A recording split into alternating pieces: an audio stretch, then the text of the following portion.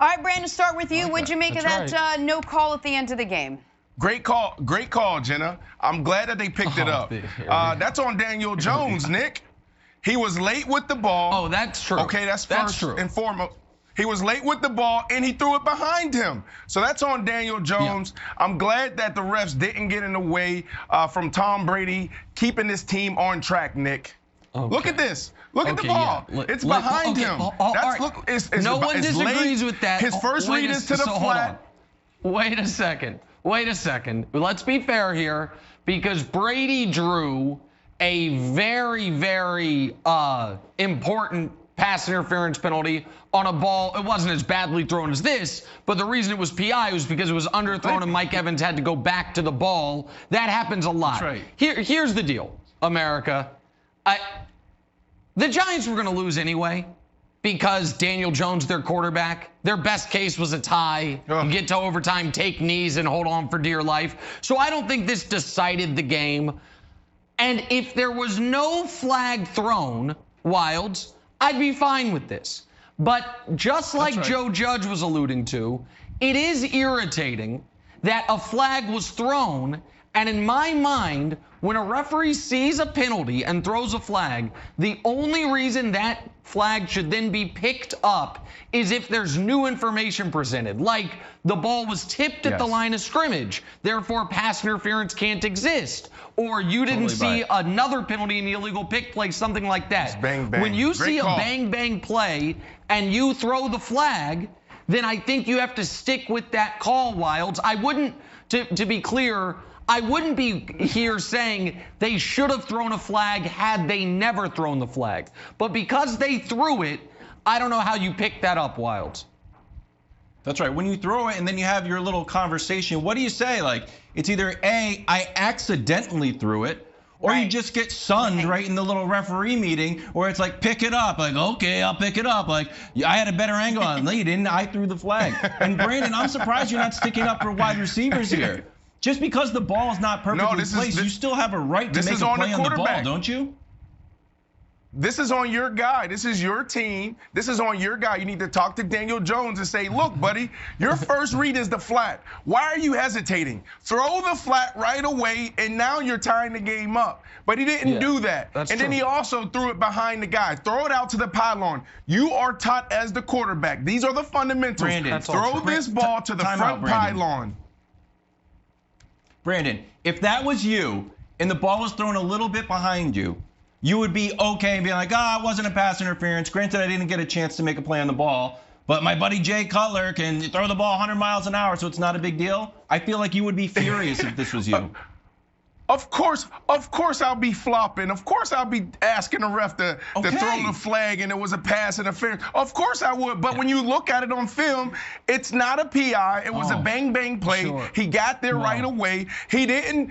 If he violently ran into the guy, then it's a different conversation, Nick. But that's not the case. This was a great no call. The problem is the flag. But it wasn't a no call. That's the problem. The problem is a flag was thrown and then they overturned it. And just Jenna quickly, Wild said, what happens in that conference? I think the third option is the most likely, which is in that conference, the refs get together and say, fellas, picking this flag up sure would help Thomas Edward Patrick Brady. And man, that's a guy that needs another break. So let's pick it up. Let's go home.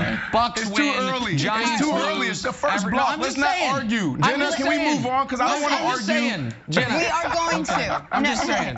Regardless of what happened on that play, the Bucs, you got to look at this team and say, well, what happened here? Why was it even so close? Why are we even talking about that? Do you guys still think, Brandon, I'll ask you, the Bucs are contenders after just barely beating a team like the Giants? Well, first, before we even jump into that, I gotta admit that I was nervous watching this game.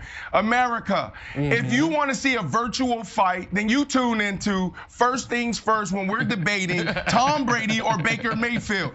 So watching this game, you can immediately see, Jenna, that this team, this Tampa Bay team, wasn't prepared to play. You saw Tom Brady slamming his helmet, trying to keep his emotions under control, but he was mad. Why was he mad? Because there was no juice on that sideline. They started reverting back to shooting themselves in the foot with these terrible penalties. And Tom was like, why are we not here to play? This is our year. So for me, right away, you can see that this team wasn't prepared. Sometimes you walk in the locker room before there's a snap even played, and you know, oh crap, we're in for a long day. This is going to be a long 3 hours. So for me, they are still a contender 100%. This is a team that came in. This could have easily been a trap game, but they found a way to pull it through. And now if you're Bruce Arians and Tom Brady, Nick, what you do is you go in and say, here's the standard. To be a champion, you practice and you play the same every single day. This is not it. Because there's not a lot of fans in the stands, because it's not, we're playing against the New Orleans Saints, don't mean we don't have juice. Yep. Correct. I think it was very clearly a trap game for the Bucs because they do have the Saints next week, because they had that great fourth quarter against the Raiders. And normally I would just give a team a pass for that. And again, like Brandon said, not to start a fight, but I did learn last week that Tampa fixing its penalty problem, Brady gets credit for it. The unseasonably warm fall they're having in the Tampa area, Brady gets credit for. So certainly, Tom Brady gets credit or blame if a team's not fully ready to play. And the other thing I said last week, Wilds, and Wilds, I know you're not a guy that holds a lot of stocks. You're more of a Bitcoin guy, but follow me here. The Bucs stock price was going to be at its season-long high. And I expected it to start dropping a bit. And while last night it didn't fall off a cliff, it's a few dollars a share cheaper than it was a week ago. And when they lose to New Orleans on Sunday, it's going to drop even further. And when we're entering, the middle of December, and it's like, this Bucs team's going to be 10-6, 11-5. They're a good, not great team. People are going to say, man, I sure wish I sold that stock when it was trading up right alongside the Chiefs price. So I'm not going to ding them, take them entirely off the tier they were at, but I do think this team that was being discussed as maybe the best team in football, we saw the best team in football play a terrible team from New York this weekend, and we saw what that game looked like, and we saw what this game looked like, Wilds.